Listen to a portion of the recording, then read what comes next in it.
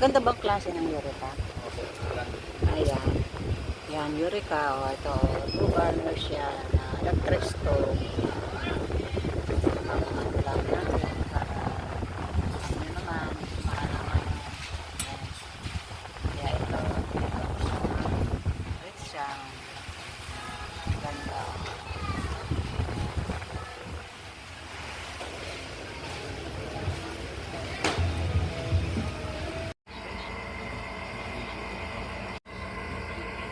Hello, hello mga friend. Ayan. Nandito tayo sa aircon mga friend. Ayun, nagpapalamig dito sa aming kwarto. Ayan. Double deck yung aming higaan dito. Higaan ng mga bata. Ito, nandito ako sa isa una. At saka ito yung pangalawa. Marami siyang mga ulan. Ayan. So, kumusta na kayo? Ayan, mainit na naman ang panahon mga friend. For today's vlog mga friend, ito mag-unboxing tayo mga friend. Ay, hindi yun. Ito, bumili ako ng electric stove. Ayan. Papakita ko sa inyo mga friend kung ano yung ating gagamitin pag oras na tumaas na ang aming yung gas namin ngayon mga friend, nasa 1,500 na. Kaya ito para once na maubos yon, kasi mahirap magluto sa uling, sa kahoy, masakit sa mata, ay grabe. Kaya ito, bumili na lang ako ng ng electric stove. Yan, para hindi na sumakot yung mata ko sa usok. Yan. Kaya mga friend, i-unboxing natin itong ating nabiling electric stove. Yan. Ito yung ating electric stove mga friend. Ayan, yung Eureka. Yan. Magandang brand daw itong Eureka na to.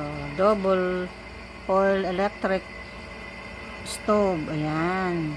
Double siya mga friend. Double burner siya. Ayan. Ipakita ko sa iyo mga friend kung gaano kaganda yung ating electric stove na i-unboxing natin ngayon. Ayan.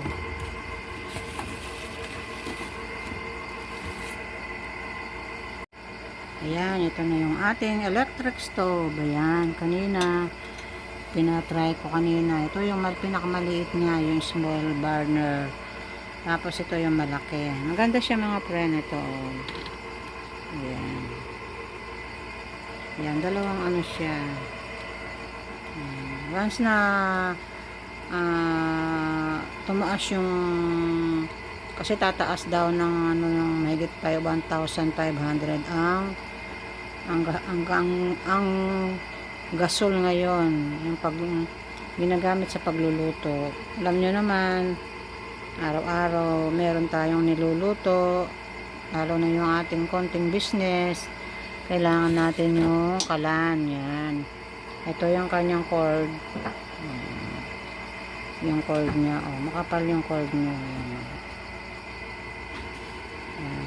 Kasi mga friend, mahal din ang uling. Tapos pag nagpapaapoy ka, masakit sa mata. Kaya ito, naisipan kong dahil pinadala tayo ng pera ng ating mga anak na nagtatrabaho. Kaya ito, bumili tayo ng ng electric stove. Yan. Yung ating electric stove. Yan. Para hindi na, pero magluluto pa rin tayo sa kahoy mga friend. Lalo, tulad kanina nag-ihaw tayo ng isda. Masarap kasi ang ang luto sa kahoy, di ba? Kaya ito pang lang ito, pang emergency. Yan. Yan, maganda siya mga friend. Yan. Hindi ko alam kung saan na made ito. Alam niyo naman yung mga mga gamit ngayon halos ano, made in, ito ang price niya ay ano, 1,084. Yan, yun ang ano niya, price niya. Hindi ko alam kung saan made ito.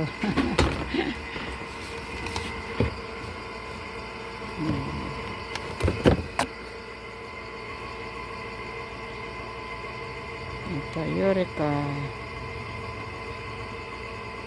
Dito lang yata sa atin made ito eh.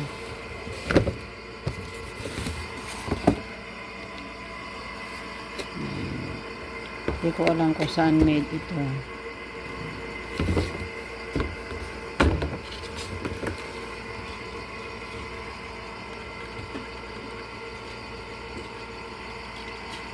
Ayan. Dito lang yata sa ating gawa to.